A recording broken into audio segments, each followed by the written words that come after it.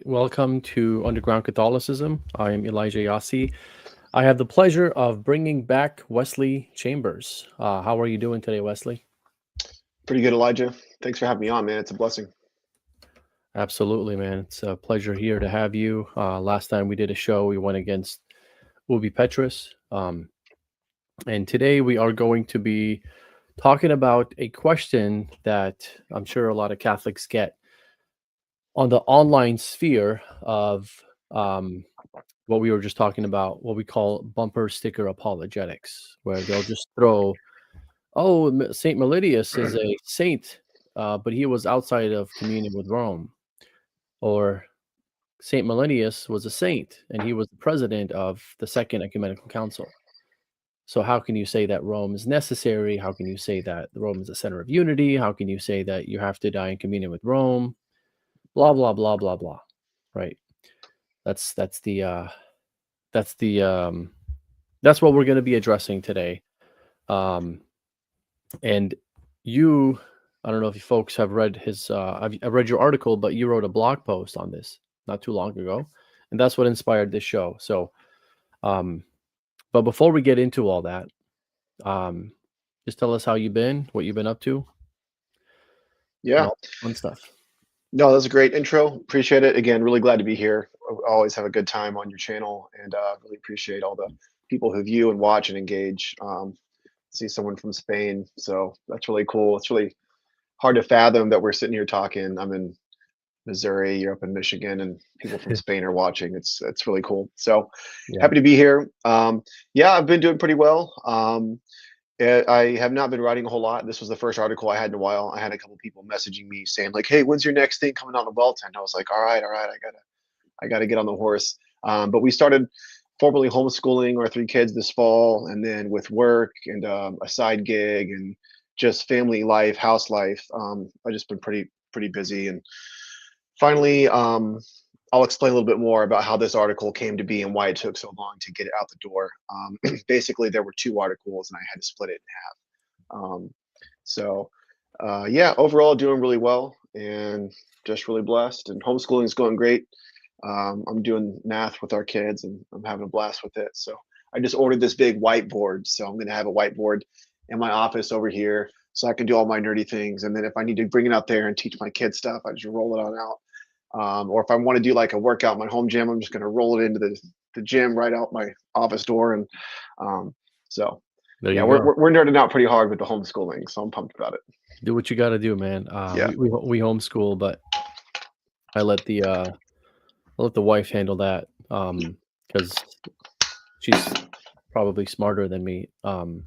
So she actually graduated, and I just own a business. So I never really was interested. I went to college to learn how to run a business, yeah, but then I realized I'm like, man, like I went to college and all the classes were just talking so much smack about the church. I kid you not. I went to like a math class and he was yeah. talking smack about the Catholic Church. Where'd And you go to college?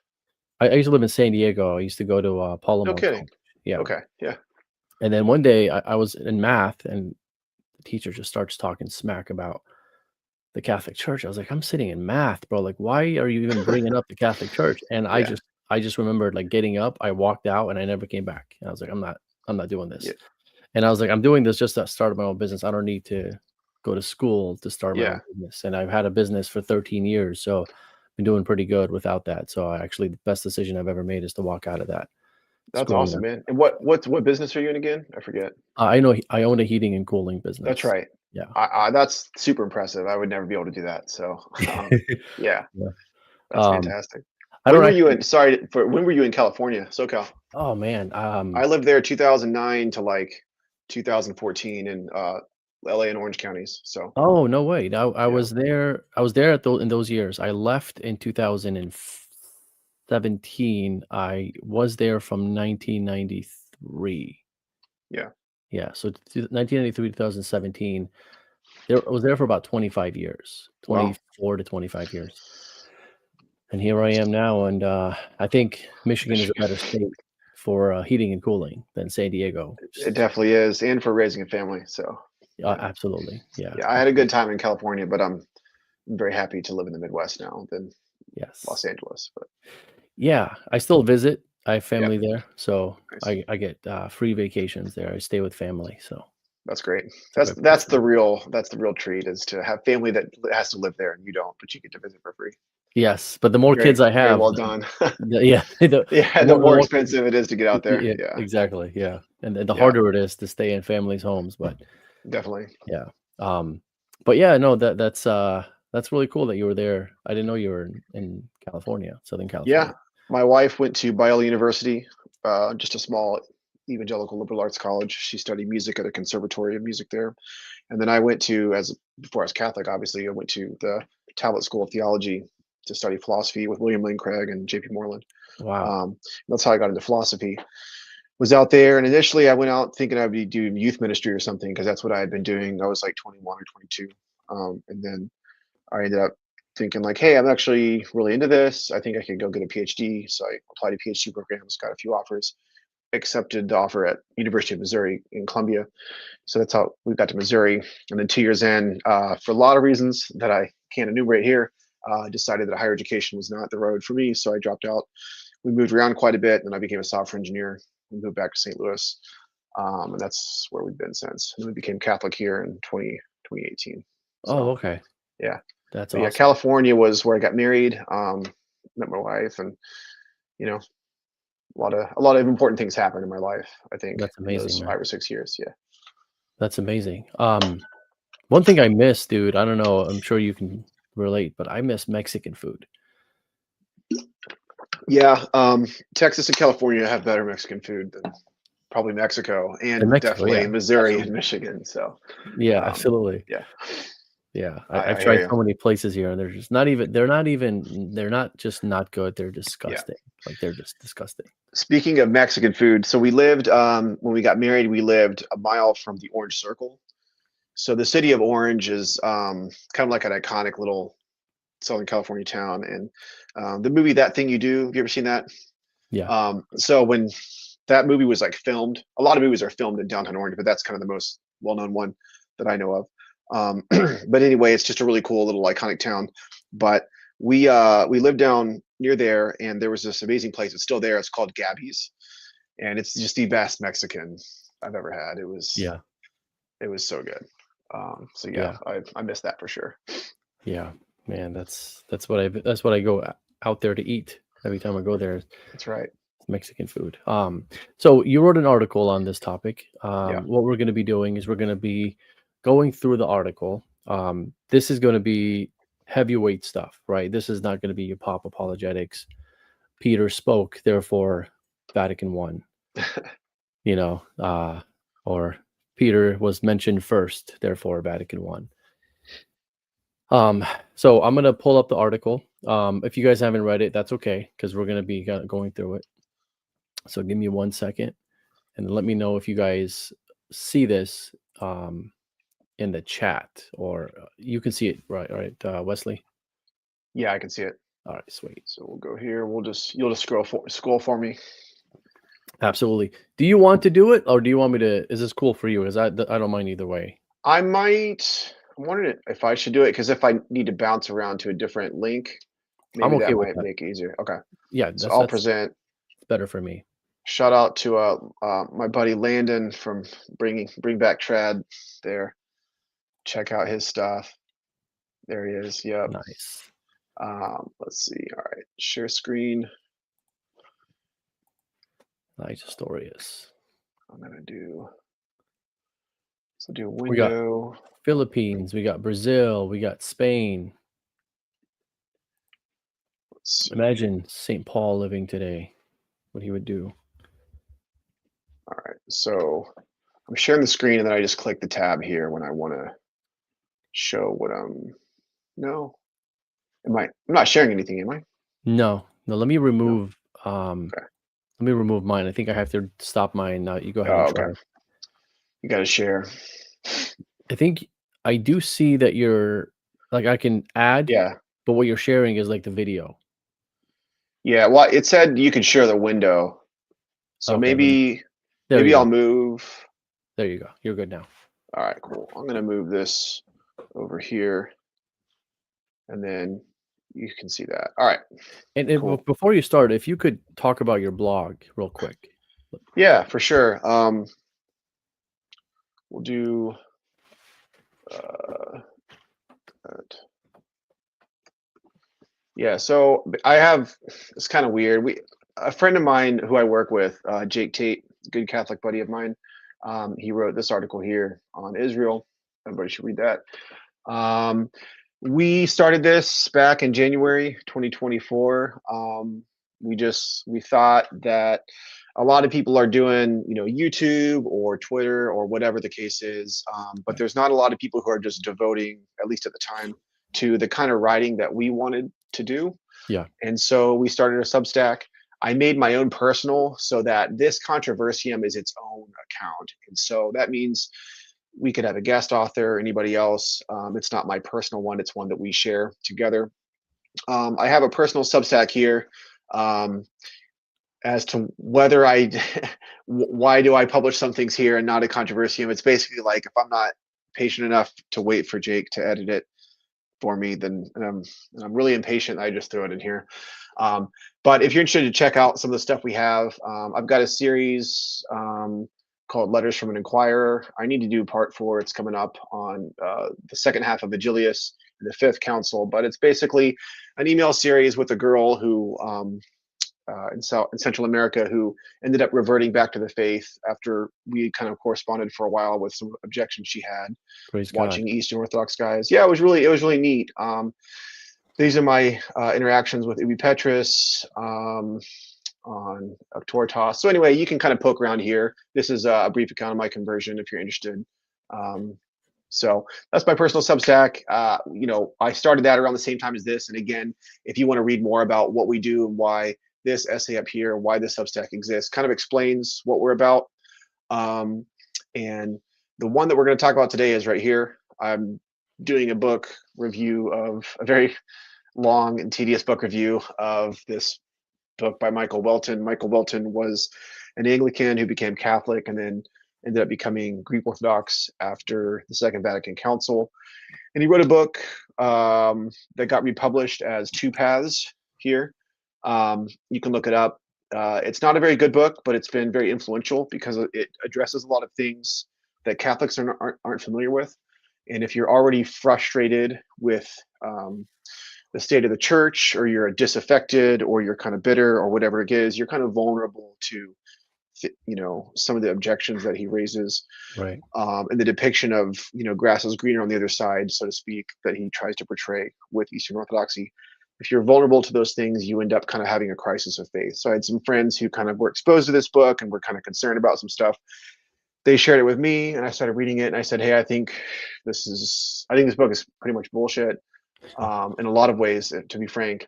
And it was really just kind of concerning that it had so many positive reviews, and I think that's just because of it. It's a niche topic, and so I started digging in and doing, my own review. So that's what we're going to talk about today. I've got a bunch of other stuff in here if you're interested. I did a debate review of Ubi Petrus and Eric Ibarra. That So was yeah, excellent. That's a great we people did to a show on that. So check Yep. out Elijah's channel. We kind of walk through those things. I guess we did the first part, the second part. Yeah. We did Yeah, I think did we do both parts or just one? I can't remember. we might have done. I can't remember. We did at least one, so Yeah. maybe If we two. did if we did only one, we gotta go back and do the other one. Yeah, we might have. We might not have done the Octoritas thing. Um, yeah, That's gotta be done, especially that topic.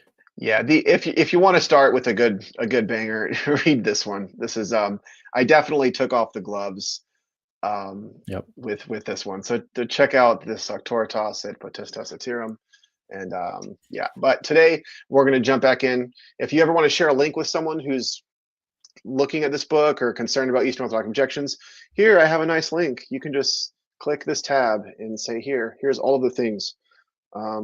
So we started out, the first part has a little table of contents that shows what each part does.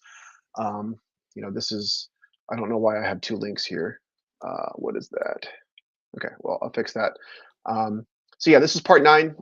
This essay that I wrote started out being on his comments on the second Ecumenical Council, Constantinople I in AD 381. It took me a long time to finish it because, you know, if you read, I encourage you to read the intro to my series in here. I think this is an important context setting, and I reference it in the essay we're going to talk about today. But basically, he will just take 4 paragraphs, say, and just like shotgun assertions about complicated things with little or no context. And if you don't know anything about them, you'll kind of get bowled over, right? You'll kind of get knocked off your feet, and you're just like, wow, Yeah. I had no idea about the Catholic Church doing that, or believing that, or doing this, and you just it's kind of like overwhelming. And maybe that's his point. I don't know. But this chapter, he does the same thing. He has a couple of big assertions that he does, and I was trying to deal with all of them in one article, and it was getting so long. And I was like, you know what? This stupid Meletius, St Meletius, no, St Meletius is not stupid, but this the assertion about him Right. that he brings into that chapter is so frustrating. And I was like, I need to just make this its own essay. And it took me a lot of drafts and revisions to finally get to the point where I was like, all right, I'm going to deal with the rest of Constantinople I in the next essay, part 9. I'm just going to deal with this one assertion. So I'm just going to start off reading. That's boring. We seem to get by with it okay last time. Yeah. But I'm just going to go there, and then Elijah, feel free to interrupt if there's a comment or a question that's relevant, or if you want to interject. Feel free. If I can, yeah, if I can just ask if you can just make the font bigger on Yeah. the. There we Oh, go. Perfect. Yeah, if you could just there we zoom go. in until there. That's a lot better. Sweet. All right. Yeah. All right. So, introduction. The Second Ecumenical Council met in Constantinople in 83-81 under Emperor Theodosius I. Welton addresses it in his book, but most of what he says is false or misleading. Here, I respond only to his loaded claim about the Meletian Schism. Again, the next stuff that he says about the council, I'm going to address in a later essay. So, I kid you not, this is the only thing he says, and he will do this over and over again with so many things. He will just assert, and if you're online on X and you've seen some of the EO guys on there, it's the same thing. A very complicated thing that most people don't have anything about, and they'll just like assert. And Yep. if you don't, it's kind of arresting, to be honest, if you don't have any other information, and it really causes you to check yourself or to second guess yourself. But this is the only thing that he says. The first president of this council was St Meletius, Bishop of Antioch, who was not in communion with Rome. As I noted at the outset of this series, even a false charge may enjoy an advantage over the truth. An objection can be fired off in a few words, but a sound reply takes far longer. A lie, as the saying goes, can travel halfway around the world before the truth has a chance to get its boots on. Most people are impatient. They will stop with a sharp objection and never follow the reasoning through to its end. And again, this is just a link to my first part of this series. I encourage you guys to check that out because I think it really sets the stage for the kind of polemic that Michael Welton's book is. The Meletian Schism is a good example. It's one of the most tangled episodes in our church's history. Yet Welton offers no background, no argument, only a single confident assertion. He counts on his readers knowing nothing of the figures or facts, hoping they take his very mention as proof enough. Here we see the hallmarks of his method: oversimplifications, unexamined assumptions, and drive-by allegations stripped of context. Welton raises the case to suggest that the Second Council acted apart from or even against the Bishop of Rome. This tactic is hardly new. Modern Orthodox polemicists borrowed it from 19th century Anglicans like F.W. Puller and B.J. Kidd, two solid Anglican scholars, I'll say, who argue that if Meletius died out of communion with Rome cannot be necessary for Catholic unity. If you read what's the Giles collection of essays, or his like primary sources, let me find a link to that. Let's see.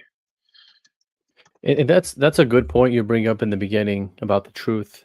It takes a long time to untangle some of these things before you get to the truth of these matters.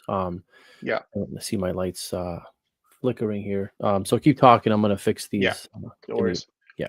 Yeah. So if you look through this kind of Anglican collection, this guy does a good job, at least with the sources that he had at the time, of going through primary source material and taking some Catholic authors and a lot of Anglican polemicists and showing how they're reading the documents and why the Anglicans think this doesn't illustrate papal authority, and why the Catholics think they do.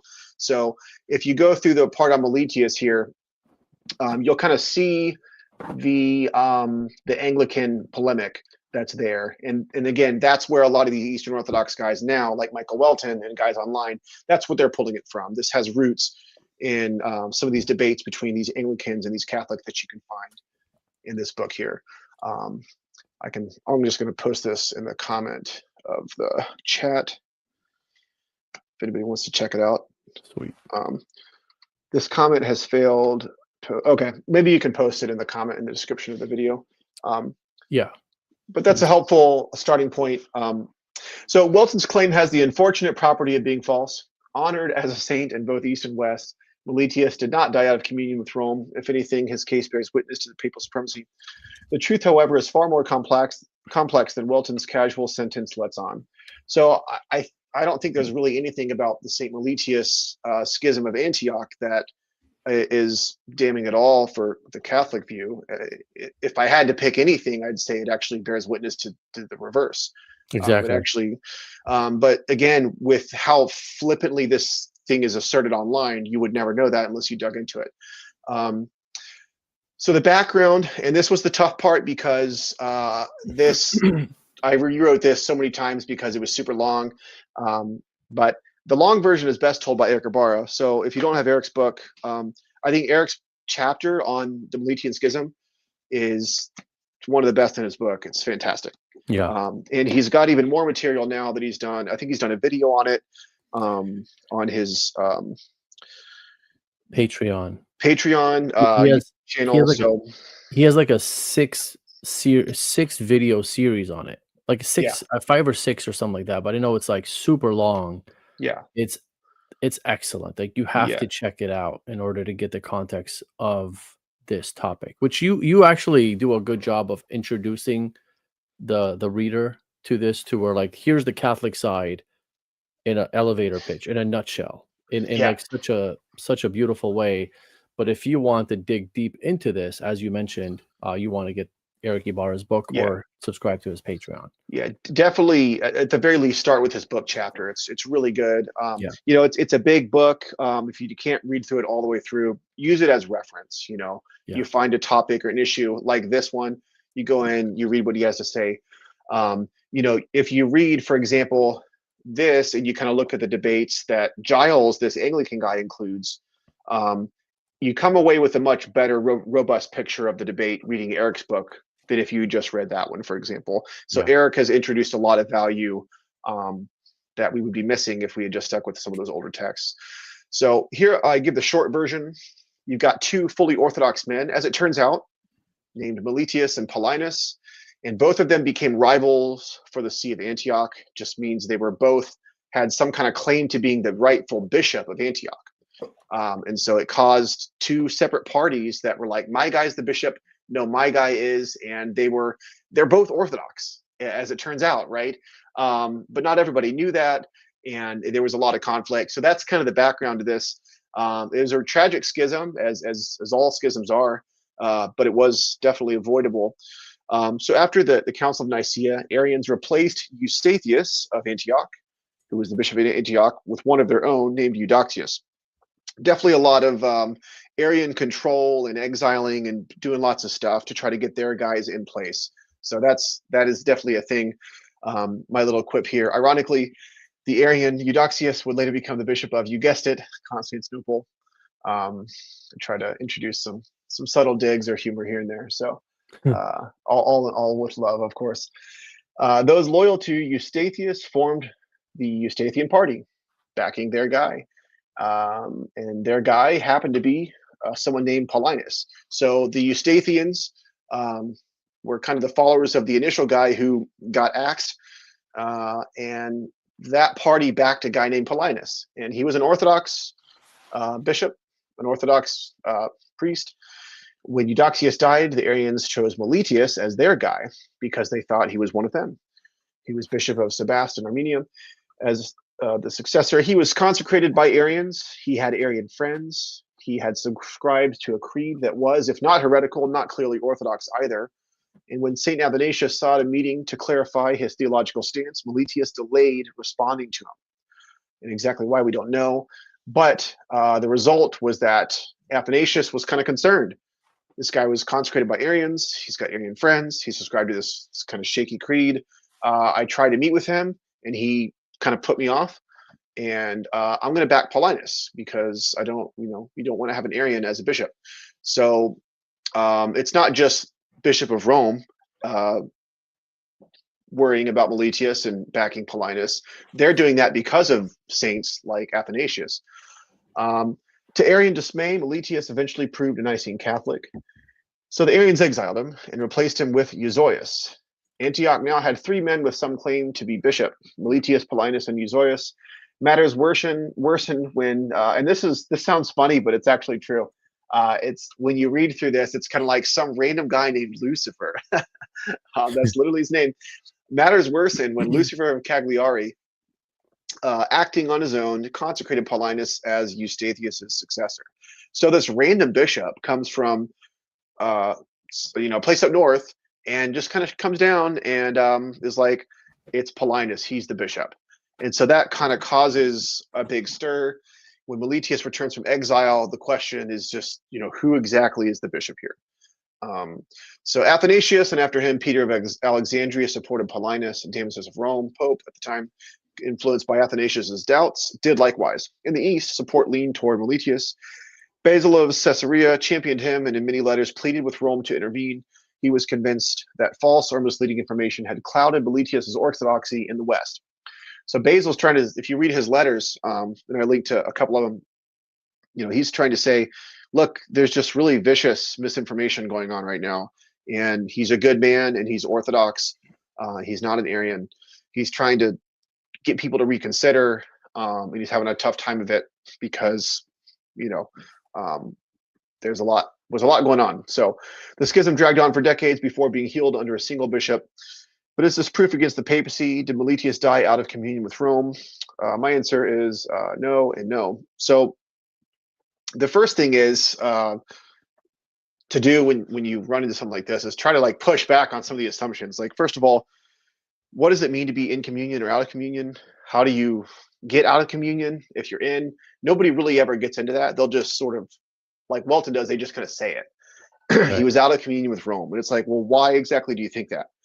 Well, the main reason why is because they backed another bishop for the See of Antioch, because they had concerns about Meletius being an Arian. It's like, okay, well, is that some criterion for being out of communion? And the answer is obviously no. But before we get to that, there's this kind of weird thing. I know some people have tried to call this out, but there's like an inconsistency. So I call it heads I win, tails you lose on patriarchal consensus. So Welton has this little quote. So I'll just read. So there's an inconsistency that is hard to miss. Critics of the papacy, like Welton, will insist that a council is ecumenical and binding only if all patriarchs consent. So he literally says, in fact, all 5 patriarchs, Rome, Constantinople, Alexandria, Antioch, and Jerusalem, had to confirm the decrees of councils for them to be valid. That's what he says. That's problematic, in its own right. It implies that the first 3 councils were not ecumenical because Jerusalem and Constantinople were not patriarchates until Chalcedon the 4th. And then that implies that there are no councils at all, because if 2 of the 5 were not recognized until Chalcedon, then only 3 of the 5 recognized them before then. 3 is less than 5, so not all the patriarchs are confirmed. Kind of a tongue-in-cheek, but it's a very bumper sticker apologetics kind of take on councils that is kind of self-refuting. So they kind of make this weird criterion against the Catholic if they feel like it can stick. But in the same breath, they'll use Constantinople I and 381 against Catholicism because it was supposedly held without or even against the Bishop of Rome. So on this council, which is an ecumenical council, even though the Bishop of Rome was against it because the guy leading it at the start was out of communion with Rome. So it's like, okay, well, which is it? Are all of them required, or are they not all required? Yeah. If Rome was absent, then by their own rule, the council could not have been ecumenical at all. If another patriarch had been absent from a council, the same critics would, for that reason, deny Catholics any claim to that council's authority. But when the Bishop of Rome is said to be absent, the very see that this council's third canon called the First Church, that absence magically becomes a weapon against the papacy. The double standard is plain. To use Rome's absence both against her and in favor of the council is self-refuting. Do you want to add something in there, Elijah? Yeah, I've tweeted about this months ago, kind of as a joke. Like I would say, Eastern Orthodox would say, you need all 5 patriarchs to have an ecumenical council. And then Eastern Orthodox would also say Constantinople I was ecumenical Right. and it was held in opposition to Rome. So Right. which one is it, right? You got to pick one. No, I got to give credit where credit is due. Craig Trulia, he actually has admitted that he was in error about this previously, where he would make the same blunder, this contradiction, right? And in his last video, at least last video I watched, it was pretty recent, he went against our video that we did against Seraphim Hamilton. And he said that he has now corrected himself to no longer say that Constantinople I was ecumenical outside of Rome, because you have to have Rome in order for it to be ecumenical. Not because Rome is special to Trulia, but because it has to have the 5 patriarchate heads all consenting in order for it to be an ecumenical council. Now, what's interesting is that when you get to Chalcedon, and now we're in 451, when you get to Chalcedon and they're mentioning the previous ecumenical councils, what are the 2 councils that they mention? Do they mention Nicaea and Constantinople I? No, they don't mention those 2 councils. They mention Nicaea and Ephesus I. Yeah. So they skip over 381. Yeah. To them, it wasn't like what we look at it today in the middle of the 5th century, at least not to Rome and to those council fathers, because they keep saying, we believe everything that the 318 fathers believed in Nicaea. We believe everything that they believed in 431, but they never say that they believed everything that they, I don't know about never, but yeah, because at that time, I don't know that it was counted as something that was totally received. And in the end, it was just the Pope approved the addition to the creed. Yes. And some of those things, and that's kind of what gave that council its clout, so to speak, as a broader council when it got that communion. And it probably just hadn't been officially done by that time. But it's kind of like Ephesus, when Ephesus is talking about the creed, and talking about when you get into filioque stuff, it's not talking about 381, which it's talking about the original Nicene Creed. So that's just another example. So that's a good point. You've got 2 councils here that at the time are not even looking at 381 as an official council. They don't count it among their list, so to speak. They're looking back to Nicaea. Yeah, that's a good point. I'll get into some of that stuff in the next, the part 2 for this one. Awesome. Yeah. Because that's, I think that's an irrefutable point. Because you have to be consistent. We have to be honest. We can't just make what we are going to be called bumper sticker apologetics. You can't just throw something and run, hit and run.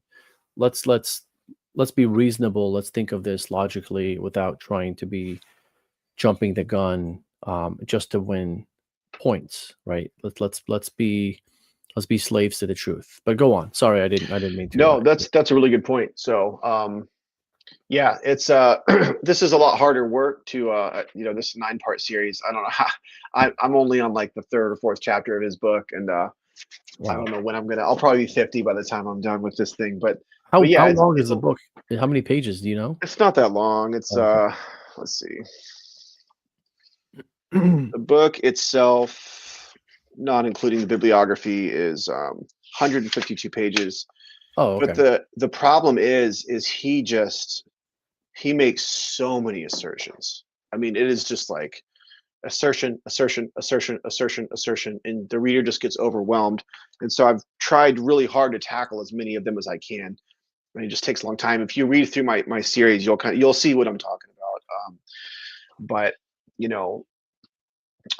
again, this was something that was personal to me because I had some friends who were kind of shaken by the book. Yeah. And so I was like, well, I'm not gonna just kind of sit down and let this really crappy book, cause a crisis of faith, I'm going to try to address it as much as I can. And it kind of took on a life of its own, we'll say. But it's been fun. I've learned a lot. So, Nice. um, yeah. So that's a good point about the councils. We'll get more into that in the next part two. Sweet. But yeah, that's what do they call it? The rare truly a win with acknowledging that he doesn't do that tactic anymore. I Yeah. think that's good. That's good. All right. So now, kind of the heart of the matter is like, why do people think that Meletius was out of communion with Rome? Um, if you look, and I didn't get into this, but if you look into some of the documentation in here, the only thing that's mildly compelling from I forget wherever whenever Giles gets into the primary source stuff here, the only thing that's mildly compelling from this, yeah, it's in here, is that there's like a particular council where they do something that it seems unlikely they would have done if, Meletius was in communion. And so it's like, oh, okay, I guess that kind of suggests maybe he could have not have been. That's like the only thing that I found that was like a positive evidence that he was. Everything else is kind of like, coal, as the kids say these days. And this is me trying to show how coaly it is. So why think that he was out of communion with Rome? Well, if you don't have some kind of positive evidence, what do you have? There is no formal decree of excommunication. And again, this stuff, Eric gets into a lot of evidence Yeah. that's really valuable. So I definitely check out his book, his chapter. So there's no formal decree of excommunication, which is kind of what you would look for if you're going to just assert that, and no official act of cutting him off from the church. There's no councils that list him, that like anathematize him. There's nothing. So really the claim ends up resting on an assumption that communion works like this chain of exclusion. So the idea goes like this: if A is out of communion with B and C supports A, then C is out of communion with B.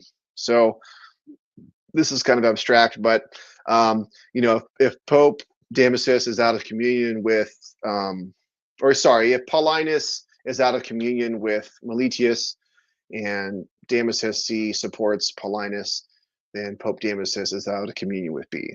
It's like, okay, communion is like, it's like the law of transitivity, but that's a fallacy. Call it the fallacy of false transitivity. And if you apply it to Antioch and you can watch the absurdities pile up. Roman Athanasius backed Paulinus, Basil backed Meletius. By this logic, Basil was cut off from Athanasius because the Pope, was cut off from Athanasius, from the Pope, and from Paulinus himself. But of course, he wasn't.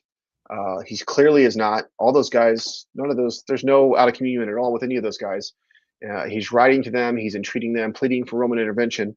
He never treats any of them as outside communion. In fact, he even congratulates the Paulinians for receiving the letter of approval from Rome, while at the same time lamenting that Rome had been misled about Meletius.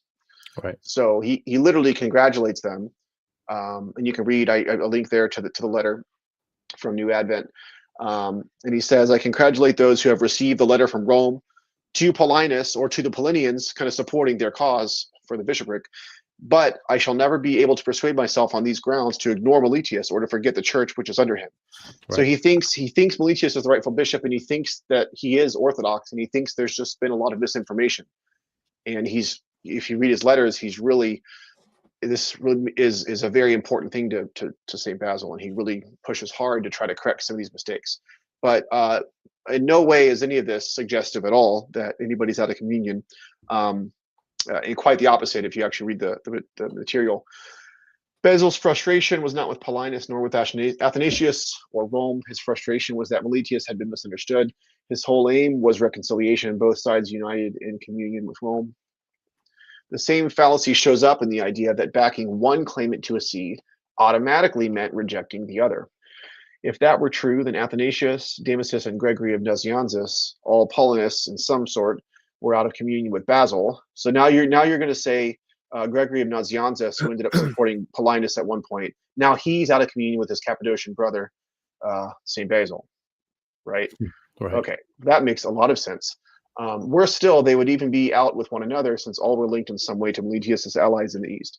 So that's absurd. The evidence shows the opposite. QED.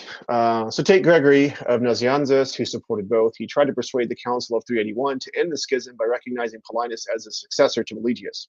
So he clearly doesn't see this as we have to be against both. He clearly is in favor of both and supports Paulinus as successor. When he failed to convince the council to do that, he resigned from the archbishopric for the sake of peace. Gregory was no enemy of Meletius. He was desperate to heal this division. And that is the point. The Antiochian schism was tragic, irregular, and confusing, but it was never treated as a clean judicial break. The Nicene leaders did not see themselves as out of communion with one another, nor did they ever treat Rome's backing of Paulinus as a formal excommunication of Meletius. Basil's appeals, Gregory's resignation, and the lack of any decree against Meletius all point the same way. They assumed Roman communion was the decisive mark of unity, and they longed for Meletius to be vindicated within it. Early doubts about Meletius rested on three facts. He'd been consecrated by Arians, briefly accepted a suspect creed, and delayed in clarifying matters with Athanasius. Under those conditions, it is no wonder Athanasius and Damasus hesitated. Suspicion took years to clear.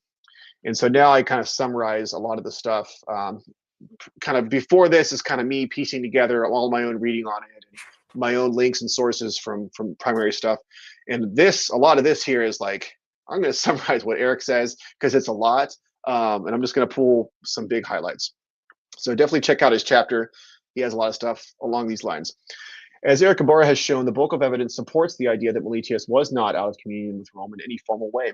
Here are just some of the points from Ibarra's chapter that is referenced above. Around 378, Emperor Gratian ordered that exiled bishops return to their sees and sacred buildings restored to them only if they were in communion with Rome. So here's an imperial order about only Orthodox bishops who are in communion coming back to their sees and getting buildings restored to them on that condition. And Meletius was reinstated under that edict, and Rome gave no objection.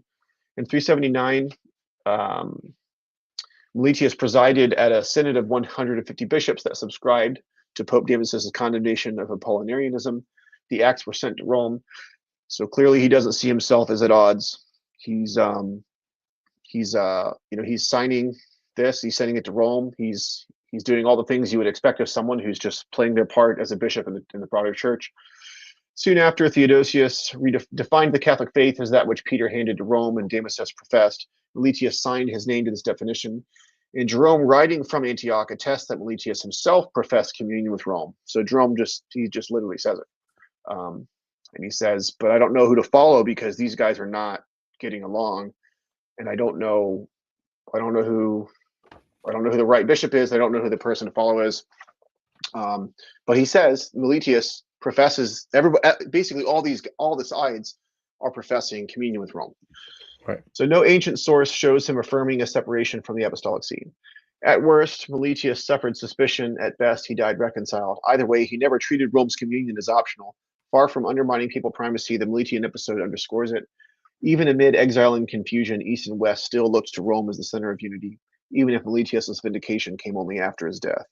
Against all this, Welton gives us one sentence, the one above.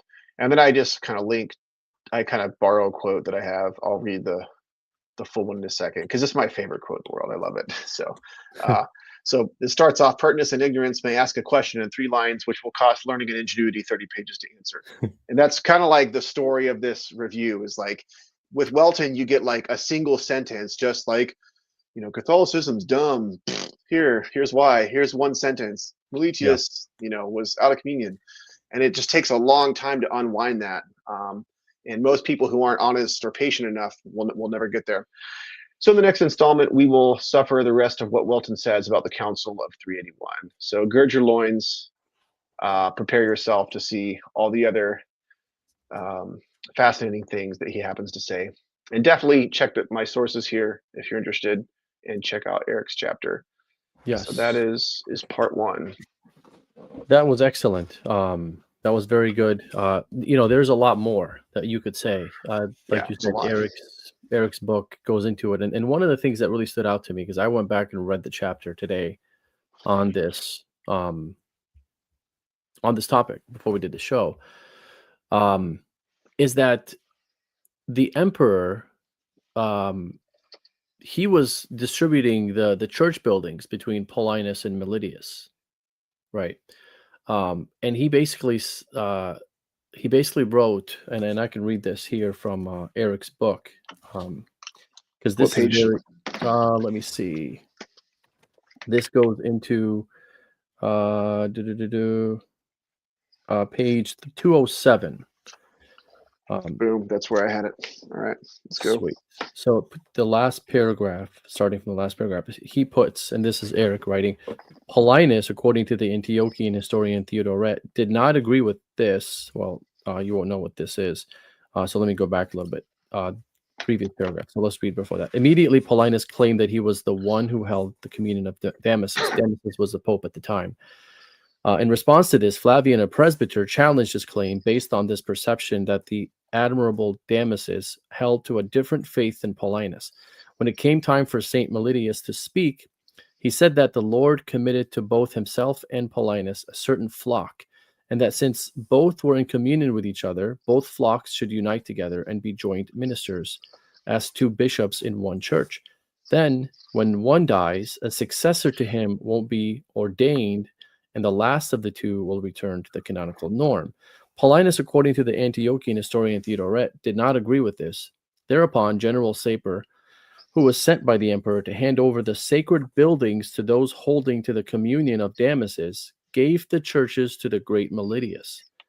This report of the situation was written by Theodoret's time, which is approximately 450, about 80 years after the events. Nevertheless, Theodoret was a native to Antioch and would likely have had great corroboration to his story. On the other hand, the Greek historian Socrates, writing nearly 20 years earlier to the time of Theodoret, gives a different account wherein the union was successful between Meletius and Paulinus. I would imagine they had some sort of pact in relation to which sacred buildings would go to whom. Yeah. So this was where the buildings go had to first have the consent of the Pope. So Yeah. the Pope had to say, okay, you can give some buildings to Paulinus and some buildings to Meletius. This is Yeah. according to the emperor asking the Pope, say, hey, like this is what we're gonna do. Yeah. He had to have the Pope's approval, Correct. and the Pope would not agree to just anybody getting it. So Exactly. And yeah. it was given to both. So Yeah. in that sense. And then as you mentioned, we have to look at it from both perspectives, right? So is the perspectives from Rome, how do they look at Meletius, and the perspective from Meletius and how he's looking at Rome. And the way that St. Meletius is looking at Rome is very positively. He's not looking at them as they're not in communion with him at all. Like there's no evidence showing Yeah. that St. Meletius thinks that he's out of communion with Rome. Right. So when there's all this talk about Rome going with Paulinus, St. Basil explicitly says, and he's frustrated because he's like, Rome just doesn't understand the situation. Yeah. And had they understood the situation, they would not go with Paulinus. They would see that Meletius is And orthodox. Athanasius doesn't understand either. Yes. He addresses. He's like, look, this happened. They were supposed to connect and they didn't, and it shouldn't have happened. But it's not. Meletius is not an Arian. Like he kind of like, I forget which of my footnotes in here, but he yeah, so such blundering, delaying getting back to Athanasius resulted in sad consequences for the Meletian cause, namely Yes. Athanasius and later Damasus siding with Paulinus. Um, even St. Basil acknowledged this. Athanasius was most anxious, this is Basil writing, Athanasius was most anxious that communion should be established between Meletius and himself, but by the malice of counselors, their Yeah. conjunction was put off to another season. Would that this had not been so. So he's like, for some reason, he doesn't really elaborate. We don't know exactly who the counselors were or who advised Meletius to delay. Right. But he like acknowledges that that's kind of what was behind this, not because all these guys hate each other and they're out of communion, but it's kind of this misinformation war. Yeah, absolutely. And you're probably going to get into this in your next article. I don't want to jump the gun too much, but we should address this part of it. So, Constantinople I. How can we say it's ecumenical if it's held it's supposedly in opposition to Pope Damasus, opposition to Rome. Well, the answer, it's not held in opposition It to Rome, wasn't. Yeah. right? First It's not. point. So, and here's another point that Eric makes in his book, which I think is a very smart point, because like when, and I'm not going to read the whole thing, but Canon 3 of Constantinople I, they rank the patriarchate sees. And who do Yeah. they rank first? They rank Yeah. Rome as first. So if they were out of communion with Rome, why would they rank Rome first in that ranking? Because Yeah. they weren't out of communion with Rome. Well, also Right. because Rome is supposed to be a permanent foundation as well. There is a historian.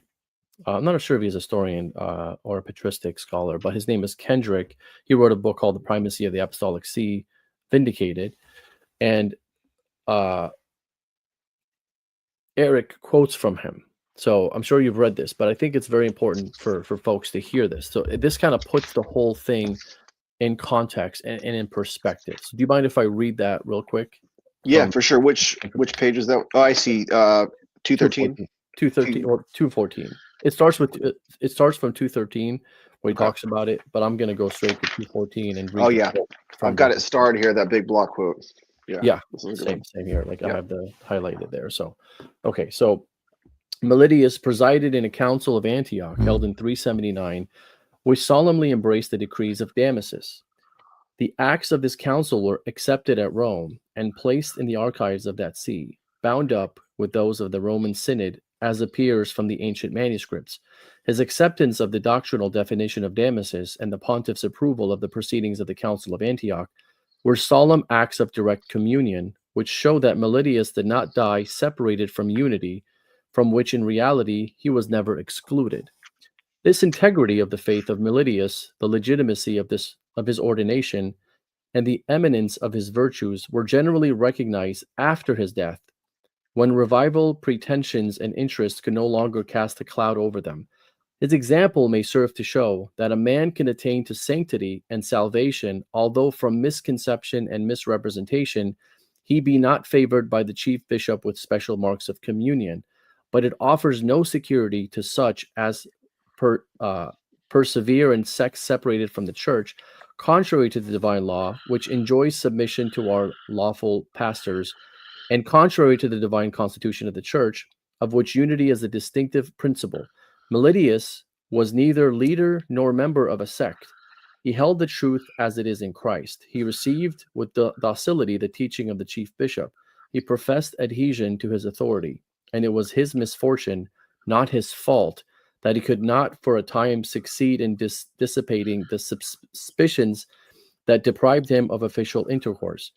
It is freely admitted that in such circumstances, the want of direct communion with the Apostolic See may not be fatal to the claims of membership of the Catholic Church, but the nature of unity in Catholicity manifestly forbids us to consider as members of the Church those who positively reject her communion. So that, I think, is a great summary of the situation Yeah. from Kenrick. And then Yeah. Eric, So at yeah, the go end ahead. there, so like positive rejection by the authority, by the Bishop of Rome, or positive rejection by the person in question. And Yes. you have neither of those two things. So what you end up with is this dance of like, well, these guys were conflicting for the same see, so they must have been out of communion with each other. And so anybody who supported this side was out of communion with the other side. You run Yeah. this dumb fallacy of transitivity, and it just doesn't make any sense. And it makes all of these other people who are not out of communion seem like they are out of communion, which is Right. absurd. Yeah, though that's a banger quote for sure. Absolutely. Absolutely. And there's some great points here. Um, if he says even if St. Meletius died outside of communion with Rome, it would not be a threat to the infallible magisterium of the Pope, nor would it necessarily entail that St. Meletius is surely condemned for it. As we saw, St. Meletius himself both publicly claimed and accepted Roman communion, but understood that there was difficulty with the integral situation in Antioch for which he could not so easily yield up his throne without just cause. So we have to talk about this because there's a distinction, because a lot of folks will mix things together in Vatican I. They'll say, oh, how could Rome be wrong in recognizing who had the right faith if Rome is infallible, if the Pope is infallible? touch up on that, Wesley, if you could. Like, why doesn't that contradict Vatican I? Yeah, so I mean, Vatican I's talking about infallibility with respect to certain declarations, kind of pretty formal declarations on doctrine, Right. and this just has to do with here's the only information we have about a guy, and you got to make a decision off of something, and this is all we have. Correct. So that has nothing to do with any formal declaration. It has nothing to do with excommunication. That's not. It's just, hey, it's St. Athanasius. Same thing with him. He tried to go meet with him to clear things up, and for whatever reason, Meletius delayed and didn't give him a response or in the right timing, and people were like, okay, we're concerned. He's consecrated by Arians. He's got this kind of checkered background. We tried to clarify with him, and he didn't respond. So what else are you going to do? That has nothing to do with making any declaration, and so it doesn't have anything to do with infallibility. It's just this is the information people had at the time. Damasus was heavily influenced by Athanasius. So yeah, that's just a very human, easy, matter of fact issue that has nothing to do with making a declaration of doctrine. Right. It's about someone's personal character and personal conviction, not about defining something for the faith. So, and to the other point you talked about with the council, I won't go too much in here, but because it's going to be in the next edition. But this was not something that was meant as an ecumenical church-wide council. This was a local synod.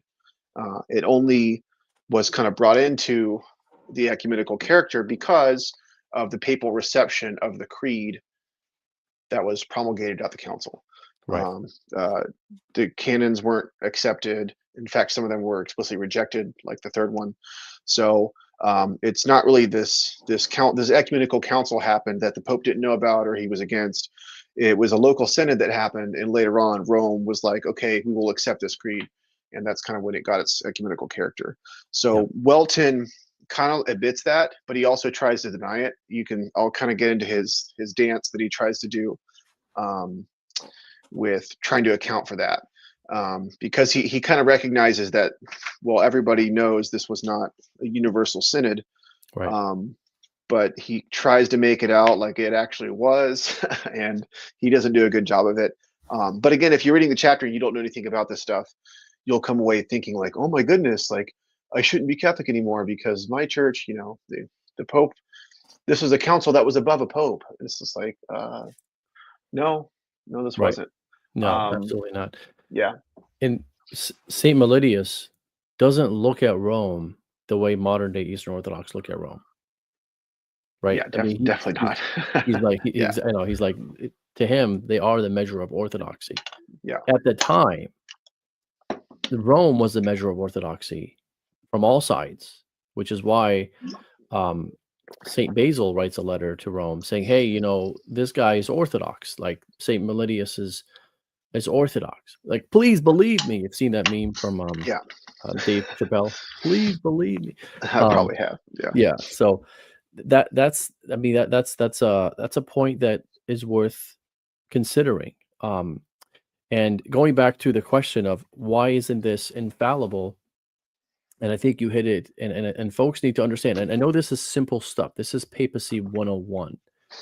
And we think that people know these things, but they don't. They're coming from misunderstanding of the papacy and thinking that if the Pope says Mr. Smith is heterodox, that is infallible.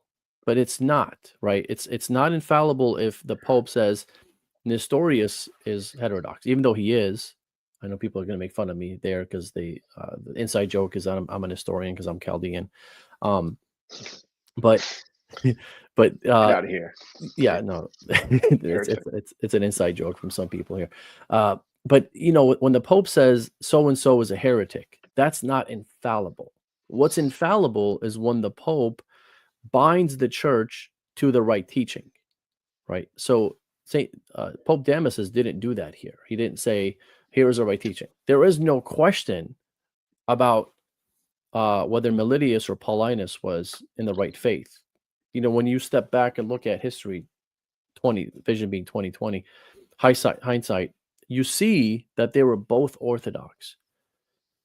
And if the Pope says Paulinus is in the right and he is the one that occupies the see, it doesn't mean that he is saying that Meletius is a heretic and therefore I'm infallible in saying such things. That's not how we're looking at it. There are two teachings that Vatican I teaches on the papacy. Number one is papal infallibility. This does not fall under papal infallibility. Number two is universal papal jurisdiction. That's where this falls under. And the Pope can be mistaken or in error when he's exercising his role as universal bishop in these situations where he's like involving himself in Eastern situations where he says this guy is good, this guy's bad, whatever. He's not infallible in these situations. or when he like exile somebody and reinstate somebody. So when you, like, for example, Athanasius, when Pope, I don't know, I forgot which Pope it was. I don't know if it was Pope Julius, I think, who reinstates Pope St. Athanasius, even though that was the right decision, that decision was not infallible, right? That's there's no infallibility here. And the same goes with ecumenical councils. When an ecumenical councils condemn somebody, that's not an infallible thing because they're condemning them based on their understanding of their writings. But that understanding could be wrong, as we saw with Pope Vigilius, where he looked at the 3 chapters and he says, well, I'm reading these and they sound like they're pretty orthodox to me. And then he changes his mind and says, no, they're not so orthodox. Now I see what you guys are saying. I know I'm simplifying this, but he's not infallible in the way he understands somebody's writings. He's only infallible when he is binding the church to a faith or moral teaching, right? So folks need to understand that difference, the distinction that Vatican I is teaching. Yeah, just think of it as like a proposition is the kind of thing that would the Pope is going to be infallible or not with respect to. So this guy, judgments about certain judgments about character, who's the right bishop, or what happened, or decisions, disciplinary decisions. Those are just kind of category errors that aren't within the purview of infallibility. Now, when it comes to like texts and things like that, I think with dogmatic facts, I think in principle you can have an infallible claim about what a text teaches. But that doesn't mean that every such claim is that. It's just that it can be infallible, but it's not that every such claim is. So if you say,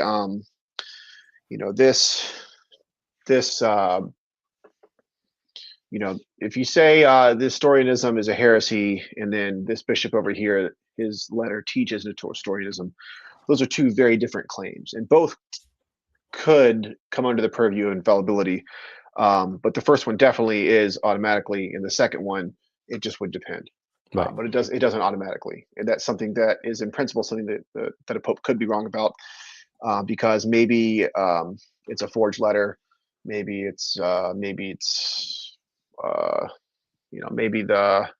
was a translation problem, maybe part of the letter was lost and the other piece gives more context later on. So in principle, those are things that are matters of fact you could be mistaken about. Whereas Nestorian is a heresy is not something that's a matter of fact. That's just a matter of dogma. That would be in the purview of infallibility. That's kind of how I think about it. Yeah. So this is a heresy, and then this letter teaches heresy. Those are just two very different claims. Correct. Yeah. And then this is totally different too, because it's about, who did what and who should be the bishop and who's consecrated and who's, who believes this and where and why. Like there's all these matters of fact that muddy the waters, and it basically totally removes it from any relevance to Vatican I's infallibility. Absolutely. Yeah. And just to kind of drive this point harder, as far as like, you can't have a council that's ecumenical and universally binding without the consent of Rome. Not just because there's this whole 5 patriarchate heads. It's because Rome is the center of unity, and without having the universal headship there, And I know I'm making people nervous by saying that, because people are like, oh, what about Pope Gregory the Great? We'll have a show on that. I'm doing a show on that, the universal bishop misunderstanding. But when I say universal here, I'm talking about the primacy of the Pope, who is the head of the church. That's in the context I'm speaking. I'm not talking about how the Pope is, um, the bishop of every local diocese. That's what Pope Gregory was talking about. So Socrates, in his ecclesiastical histories, this is what he says about Rome. He says, let's see, neither was Julius, bishop of the Great Rome, there. He's talking about the synod that was held by a bunch of Arians. Neither was Julius, bishop of the Great Rome, there, nor had he sent a substitute, although an ecclesiastical canon commands that the churches shall not make any ordinances against the opinion of the bishop of Rome. And this is right along the time of the 300s, right? And this is actually before the time of the period that we're talking about, slightly before. So he's talking about how you can't do anything without the Bishop of Rome, or going against the Bishop of Rome. And he says it again. He says it again in the same. This is book 2, by the way. That one I quoted, it was book 2. And let me see where it is.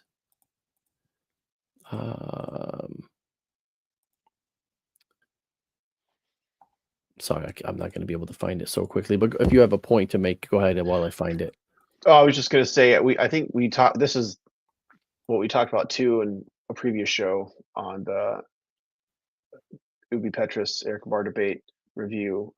Was the universal pastor Yes. issue with St. Gregory. So if you want to read my take on that, you can go to part 1 and just go to the autocracy strawman section. I kind of get into that in here, but the Julius quote, I think I've seen that too. I forget exactly where that is, but I think Father Crean cites it as well in his book on Florence and the Filioque when he gets into. He's got a great section on the ecumenical councils, and he goes into a lot of answering common Eastern Orthodox objections to Florence and the Filioque, but he definitely includes that Julius, the quote referencing Julius there.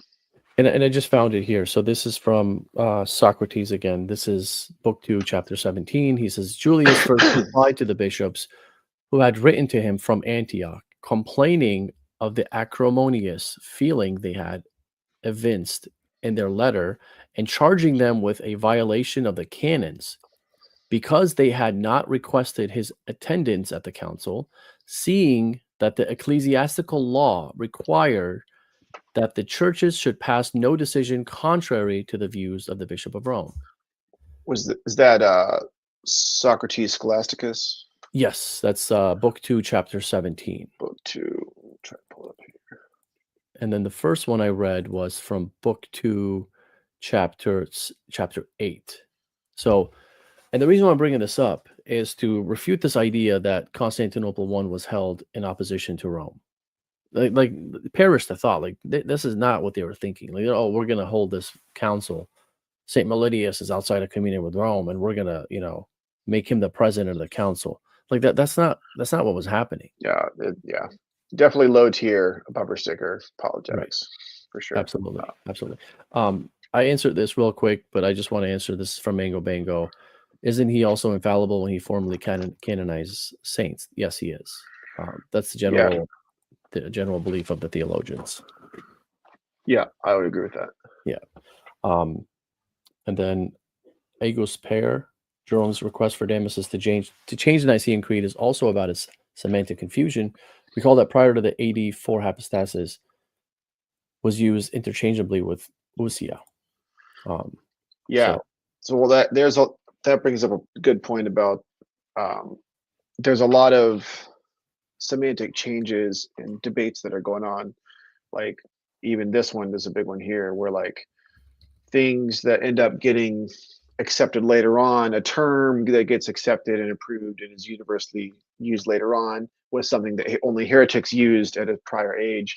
Right. So that there's a lot of that kind of stuff happening as well. A lot of confusions, a lot of changes, a lot of like just taking a term and just putting a stamp on it and saying, well, no, now we're going to reclaim this term, and this is the official way to understand it now.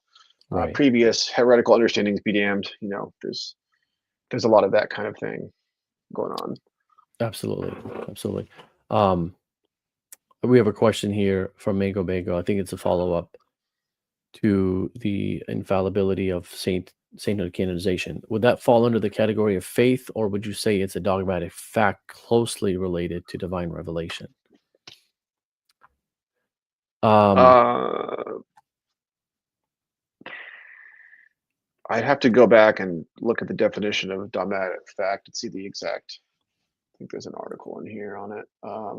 yeah, I don't think it would fall under dogmatic. Well, I would say it's a dogmatic fact closely related. Yeah, I think it would fall under that. I want to say it's not like it's from the deposit of faith, right? You can't go into the deposit of faith passed down by Christ and the apostles and say, let's see if St Meletius is a saint in that treasure house. It's not going to be that. So I would think of it as you've got the deposit of faith, and you have um, clarifications or implications, declared clarifications on what things mean from the deposit or what follows from the deposit. That would be dogma. This about a particular person having a kind of character, namely being a saint, would seem to be more under a dogmatic fact based on this definition Yeah. Yeah. than a dogma. So Right. that's probably right, but Yeah. yeah, it could be wrong. But Right. that's a good There's- question, though. Yeah, it is a good question. Mango Bango knows his stuff. And so what I'm trying to do with these shows, is I'm trying to do shows that answer these hit and run objections, right? This Yeah. bumper sticker objection. So Meletian Schism. Now, next time, folks that are watching, next time you see an online Orthodox or Anglican or Protestant bring this up, just copy and paste this show into the response and say nothing else. Like just if they're interested in truth, they can watch. And if they don't agree, they can make their own video disagreeing or make an article or respond on the thread. But you don't have to go into like I mean you can if you want to, but just copy and paste, do your own hit and runs. And if they're interested in truth, they will watch it. But more importantly, the folks that are watching these threads on Twitter or whatever, when they see these, it shakes their faith. So when you have a response with a video that answers this, and it's over an hour long video that answers the question, then it kind of eases them. Like, okay, there's a response. I'm going to go watch the response. So what I'm doing is I'm trying to make these videos. So we've done the Gregory the Great. I want to make it like its own video, and I might actually invite you to come on if you don't mind to do that one with me. The 3 C's controversy, the Universal Bishop, the Chieti document. These are like the little things that we get, these hit and runs. And I want to have a category of videos for each one so that we can just copy and paste them as a response. So yeah, I think that's a great apologetic aim and very effective. So yeah, I'd be happy to do that. I think it's kind of how it works out here. I guess that was what I wanted with this, is to have like a table of contents where it's like, all right, this one, for example, goodness gracious. Yeah. Welton is just super lame on the Peter and the Rock stuff. But that's a common thing. And so it's like, all right, here, just read this, look at the sources, and then add this to the debate. And he's got stuff on the Jerusalem Council, Acts 15. He's got a bunch of crazy stuff he says about St. Cyprian and Augustine. So try to like categorize stuff where it's like easy. Oh, it's on this topic or this subject or this person. Here's a link. You should consider this, or in your debate. I think that's great to do videos and text. yes. So I'm happy to tag team on any efforts with that. Yes, absolutely. And that's the cool thing, because when we do these videos, I can just link your article right into the video, and folks can either copy and paste the video or your article or both, but at least have something to where our Catholics can have ammunition to respond to these things. Because it is like, let's be honest, the Eastern Orthodox can make a claim with one sentence, but the Catholic response takes an hour-long video or like a whole article to Yeah. untangle that, right? It takes a long time, like you said, Yeah. like your This last right quote, here. right? Exactly, right there. That's just the reality of it, right? That's just the reality. It's kind of like, and that goes in all directions. Like, so when like a Muslim will say, well, show me where Jesus claimed to be God, right? Yeah. I mean, he's claiming to be God everywhere in the New Testament. You just have to like unravel that. You have to get into like what he's doing, what he's claiming, what he's saying, the acts that he's doing, his actions, everything he's Yeah. doing is claiming to be God everywhere, No, show right? me with the words. I am God. Yeah, Where are those exactly. three words? Yeah, It's like, yeah, yeah, right. So it, yeah, it takes a long time to unravel where the truth is, and what the truth is, but it takes 2 seconds to dispute or try to dispute the truth. So, yeah. um, and that could get frustrating for Catholics. Any questions folks have, you guys can go ahead and ask us. We'll probably have about a few minutes here, and if we don't have any questions, we can end the stream. Um, The Aegis pair was asking about. He brought up Gregory and was saying, was it Basil or Gregory of Nyssa? I was looking at his comment. Um, I wonder what he was talking about. Was he talking about when I brought up the I think letter, I know or maybe? Gregory of Nazianzus was the initial, or was a president of, or kind of a leader of the synod at one point, but he was very much in support of Meletius, but also recommended all of his guys in the east to support Paulinus to sort of end the schism because he saw both as orthodox. So maybe that's what he's talking about. And then in Maybe. that case, it's Gregory of Nazianzus. I'm not sure what Gregory of Nyssa thought or had to do with this. So I hope that answers the question there about Gregory. Um, Maybe he can clarify if he's still here. Any other questions? I didn't see anything else besides that and Mango Bingo questions.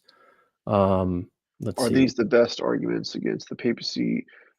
Um, I mean, it depends on who you're looking at. Like this book that I'm reviewing is a lot of what you're going to see online.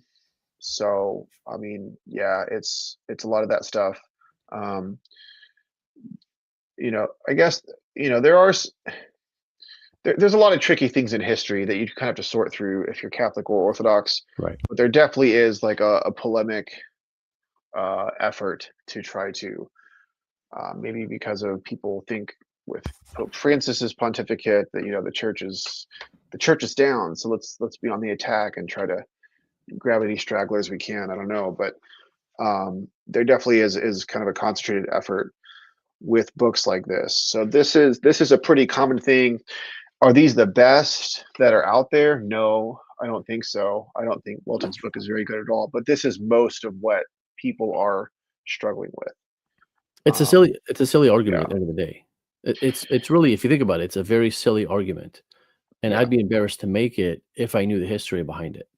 But yeah. people I don't mean, know the history behind it. yeah, this stuff that he gets into, and I'm only in like chapter 4 of this guy's book, and he's going to go into all kinds of stuff.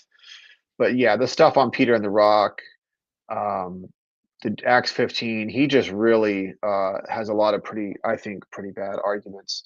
But they're very common, and you're gonna see these a lot online. So, um, are they the best? No, they're not. There are other things that if I were Eastern Orthodox, I'd try to point to. Yeah. But these are the most popular ones, really. Yes, and Yeah, here's the funny thing. I used to think this was a good argument until I looked into it. I used to think the Vigilius controversy was a good argument until I looked into it. The Honorius argument until I looked into it. All the little details about Chalcedon. Oh, they examined the letter of Pope Leo before they accepted it. Like all these things, I used to like. Okay, they have good yeah, points. Like these are good points. But once you look into it, like once you get into the nitty gritty of the history of behind the backgrounds of all this stuff, you're like, these arguments are really silly, and I hate to say it, but they're really stupid, right? And the more I look into these arguments, the more I'm like, what else do they have? I can't think of anything that is actually a good argument where I'm like, it shakes my faith in the first millennium, saying like did they really not believe in the headship of the Pope and all that stuff? There's nothing left for me like to say that there's no other arguments that the East can make where I'm like, I don't have an answer for it. And it's a good argument. I'm not trying to be like mean or anything, but that's just from my perspective. I used to think these were good arguments, but then I started digging into them more and more, and I'm just like, there's nothing here. In fact, when you dig into them, they actually tell you the opposite of the claim that you're trying to make. So St. Yeah. Meletius, for example, that you're showing here, oh, he died outside of communion with Rome. He thought communion with Rome was important, and he thought he was in communion with Rome. He never thought that he was outside of communion with Rome. Never at any point did he think that he was outside of communion with Rome. So these are silly arguments, and folks need to do better. Bring something in, Yeah. and a lot of these are Anglican arguments that are just recycled. Yeah. Most of these are going to be Anglican scholars who are polemically arguing against Catholicism.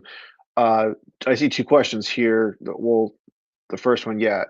Do I have to read any other book before starting it? I don't think so. I No, mean, I, I think you can pick it up. It's, if you literally know like zero, maybe it might be hard, but I don't really know of anything else that would be a good thing. I would say just use it as reference. You don't have to like try to read your whole way through. Like when I do research on something, Eric's book is one of the go-tos that I will use as a source. So when I right, was looking on this Meletius stuff, I was like, all right, I'm going to read Eric's chapter. He's got a chapter on it.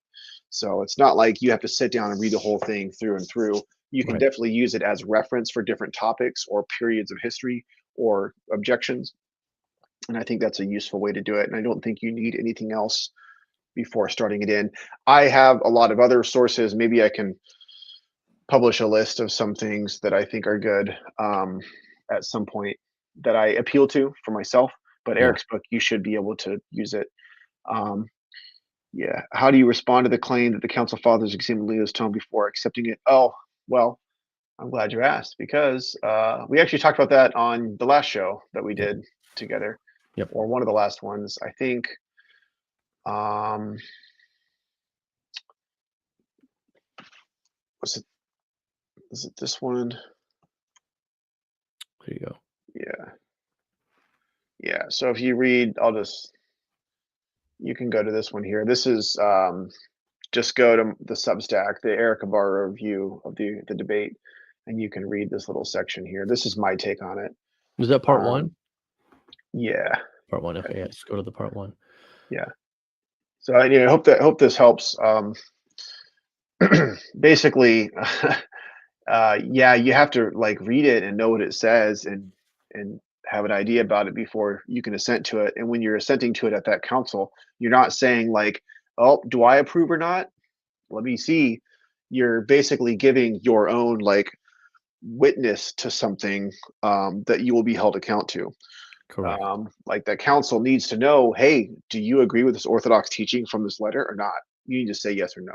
Right. So when And they're giving their own judgment, that's the kind of thing that they're doing, because that was a big purpose of councils, is to bring people together and have a kind of way to bind them to a certain doctrine or truth or statement or something like that. right. Um, yeah, so the idea that they're judging it in the adjudicative sense is absolutely foreign to anything that's happening with that. Right. But yeah, read that section if you want, if it's And then helpful. just real quick for Mango Bango. So two things you want to keep in mind. Number one, those bishops that were at Chalcedon had already accepted the tome prior to Chalcedon. Yeah. They already signed. Remember, Pope Leo was collecting signatures for his tome. Those are the same bishops that attended the council. So So he already formal had their act. signature. It's exactly. Yeah. So he already had their signatures. They already believe that the tome is orthodox. Now, the reason why you have to have a formal act, there's two reasons. Number one is because in 449, the what we call the Robber Council, they did not allow the tome to be read. So in 451, when the council was held for Chalcedon, the emperor, it was a secular agenda that wanted to make sure that the tome is read because it wasn't read in 449, and that was a big deal. So they had to read it in 451, not so that they can examine and judge it and say, like, okay, let's see if this is orthodox or not, because they've already read the letter. They already ascribed it. It's orthodox. They've already signed to it. And so the emperor just wanted like I don't know if it was the emperor, but it was like one of the secular people that were administrating the council. They wanted to make sure, like you said, that we have a formal amen from everyone, so that there are no questions asked.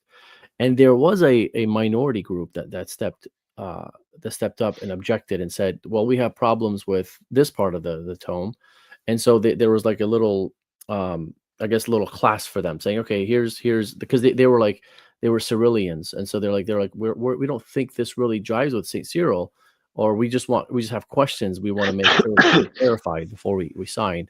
So they were clarified for them, and then those guys also signed and said amen publicly. So that again, see that there it is. Like it's a hit and run. It's like, oh, they judged the tome before they accepted. They read the tome, they examined the tome.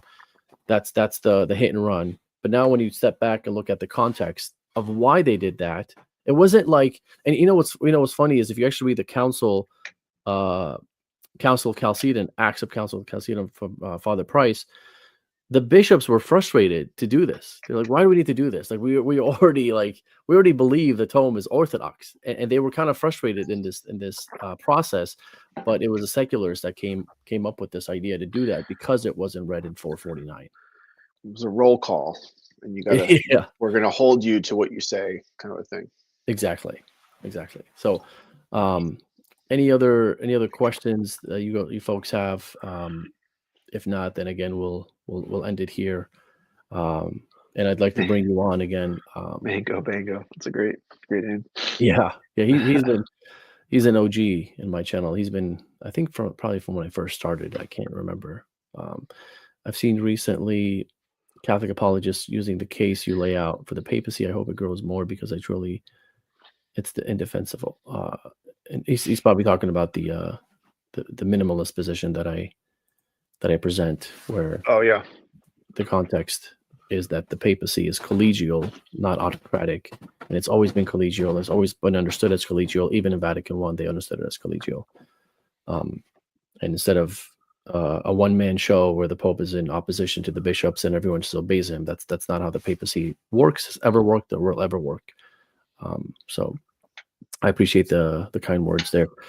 Are you working on any new articles? And I know you said you kind of producing these slowly, but Oh man, I've got a bunch of stuff in the pipeline. I've got the next one in the Welton series is on finishing the Council of 381, and then move on to Ephesus and whatever next he addresses.